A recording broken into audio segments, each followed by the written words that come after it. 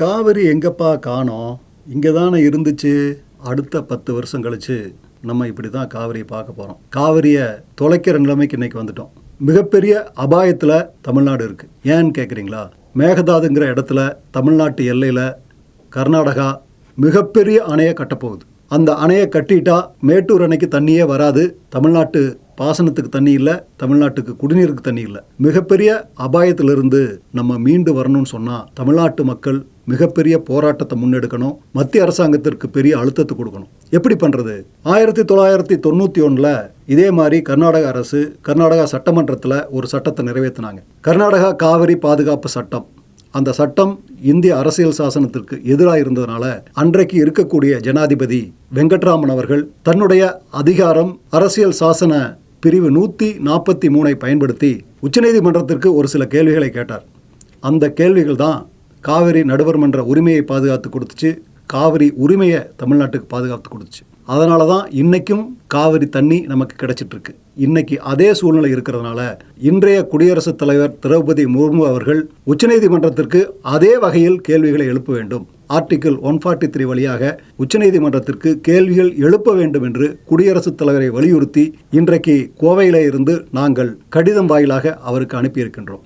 தமிழ்நாடு முழுசும் இருக்கக்கூடிய மக்கள் குடியரசுத் தலைவருக்கு ஆர்டிகிள் 143 பயன்படுத்தி உச்சநீதிமன்றத்திற்கு காவிரி சம்பந்தமாக கேள்விகளை கேட்க வேண்டும் என்று நாம் வலியுறுத்த வேண்டும். தமிழ்நாட்டில் இருக்கக்கூடிய ஒவ்வொரு குடிமகனும் இதை செய்ய வேண்டும். இதுதான் நமக்கு முன்னாடி இருக்கக்கூடிய மிகப்பெரிய சவால். காவிரியை காப்பாற்ற எல்லாரும் ஒன்று செய்வீங்களா? இந்த வீடியோவில் வர்ற ஸ்கேன் கோடை ஸ்கேன் பண்ணி குடியரசுத் தலைவருக்கு அனுப்புங்க. 1970களில் நாம் செய்த தவறை இன்று செய்துவிடக்கூடாது.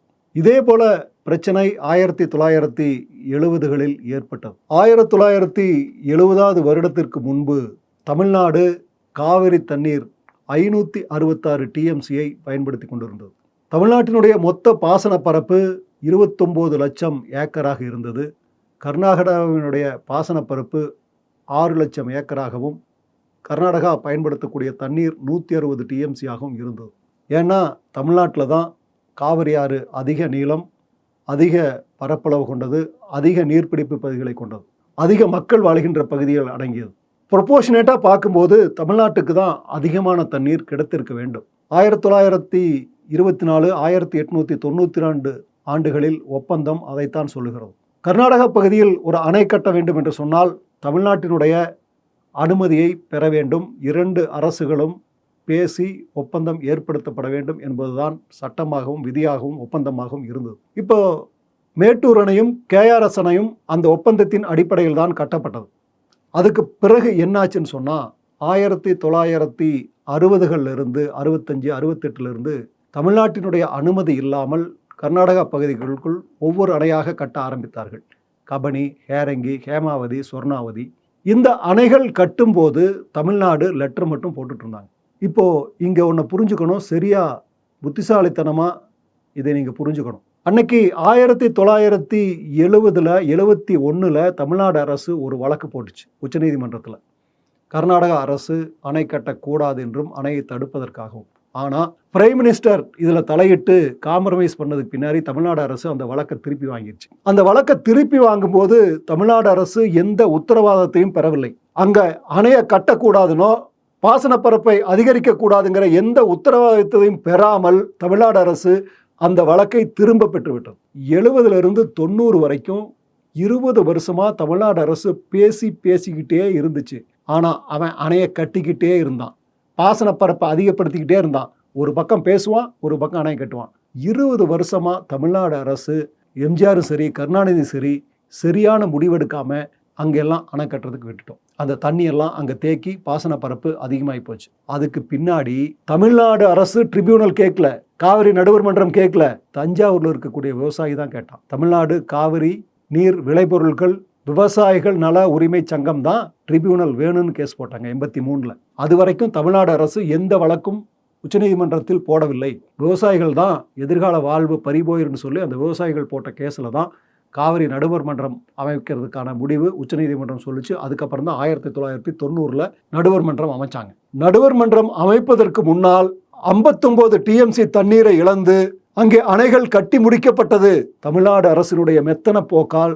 அன்றைக்கு காவிரியினுடைய பெரும் பகுதியை நாம் இழந்தோம். இப்போ அதே மாதிரி ஒரு சிக்கல் வந்திருக்கு. நடுவர் மன்ற தீர்ப்பையும் மீறி, உச்சநீதிமன்ற தீர்ப்பையும் மீறி அன்றைக்கு கட்டப்பட்ட 4 அணைகளினுடைய கொள்ளளவையும் விட அதிகமாக இன்றைக்கு மேகதாதுவில் அணை கட்டுவதற்கு முயற்சி செய்து கொண்டிருக்கிறார்கள். அந்த 4 அணைகளையும் சேர்த்து அன்னைக்கு 59 TMC தான் தமிழ்நாட்டுக்கு தெரியாம கட்டினது, தமிழ்நாட்டினுடைய சம்மதம் இல்லாம கட்டினது.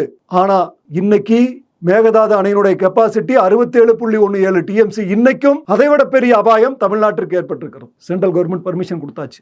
ஏன்னா அது கர்நாடகாவில் அரசியல், 2 கட்சியும் தேசிய கட்சி. அப்போ அனுமதி கொடுக்கலைனா எதிர்கட்சிக்கு பிரச்சனை, அனுமதி வாங்கலைனா ஆளுங்கட்சிக்கு பிரச்சனை. அங்க அரசியல், எப்படியாவது அனுமதி கொடுத்துருவாங்க. இன்னைக்கு சென்ட்ரல் வாட்டர் கமிஷன் அப்படிதான் அனுமதி கொடுத்துட்டாங்க. இப்போ தமிழ்நாடு அபாய கட்டத்தில் இருக்குது. இந்த அரசாங்கம் என்ன பண்றாங்க? ஒரு தீர்மானத்தை சட்டமன்றத்தில் நிறைவேற்றிட்டு போயிட்டாங்க. அதுக்கப்புறம் விஜய் என்ன பண்ணாரு? தமிழ்நாடு முதலமைச்சர், எவ்வளவு பெரிய பிரச்சனை இது, அவங்க டிபிஆர் தயாரிக்கிறாங்க, அவங்களுக்கு அனுமதி கொடுத்தாச்சு, அவன் டிபிஆர் தயாரிச்சிட்டு இருக்கான். நீங்க என்ன பண்ணிட்டு இருக்கீங்க? எதிர்க்கட்சிகள் என்ன பண்றீங்க? எம்பிகள் என்ன பண்றீங்க? ஏன் டெல்லியில போய் போராடல?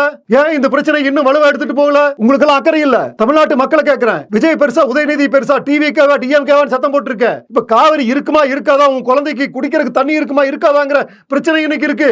என்ன பண்ணிட்டு இருக்கீங்க தமிழ்நாட்டு மக்கள்? உன் குழந்தைக்கு தண்ணி இருக்காது, உன் பேரப்பிள்ளைக்கு தண்ணி இருக்காது. எப்படி தடுக்க போறோம்? எவ்வளவு பெரிய அபாயத்தில் நம்ம இருக்கோம். ரொம்ப பாதிப்பு தமிழ்நாட்டுக்கு ஏற்பட்டு இருக்கு. இதை தடுத்து நிறுத்தணும். குடியரசுத் தலைவரை பேச வைக்கணும். குடியரசுத் தலைவர் உச்சநீதிமன்றத்தை கேள்வி கேட்க வைக்கணும். அனுமதி கொடுத்ததில் சட்டத்தில் பிரச்சனைகள் இருக்கிறது, நம்ம கேட்க முடியாது. உச்சநீதிமன்றத்தை குடியரசுத் தலைவர் கேட்கணும். கேட்டாங்கல்ல, தமிழ்நாட்டினுடைய கவர்னர் பிரச்சனையில உச்சநீதிமன்றம் கொடுத்த தீர்ப்பை கேள்வி கேட்டுச்சல்ல, குடியரசுத் தலைவர் கேள்வி கேட்டாங்கல்ல. தமிழ்நாட்டோட காவிரி பிரச்சனைகளை ஏன் கேட்க மாட்டாங்க? கேட்க வைக்கணும். 1991 அன்னைக்கு இருந்த குடியரசுத் தலைவர் வெங்கட்ராமன் அவர்கள் கேள்வி கேட்டதுனால தானே காவிரி நடுவர் மன்றத்தினுடைய அதிகாரம் நிலைநாட்டப்பட்டது. காவிரிக்கு இன்றைக்கும் நமக்கு உரிமை கிடைச்சிட்டு இருக்குதுன்னா அந்த கேள்விகள் தான். அதே மாதிரி கேள்விகள் கேட்கணும். குடியரசுத் தலைவரை கேள்வி கேட்க வைக்கணும். பிரதம அமைச்சர் பதில் சொல்ல வைக்கணும். இதையெல்லாம் தமிழ்நாட்டு மக்கள் செய்யணும். தமிழ்நாடு கிளர்ந்தெழணும். ஜல்லிக்கட்டை போல பல மடங்கு போராட்டம் நடக்கணும். இது எதுக்கு தேவையில்லாம 67.17 TMC உச்சநீதிமன்றம் என்ன பண்ணுச்சு? 4.75 TMC தான குடிநீர் கொடுத்தாங்க, அதுக்கு தானே எடுக்கிறாங்க. இவ்வளவு பெரிய அணை எதுக்கு? அத மேட்டூர்ல இருக்க ஸ்டோர் பண்ணிக்கலாம்ல, எதுக்கான?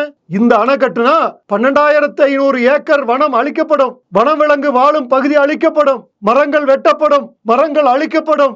எதுக்கு இது? எதுக்காக அதை பண்ற?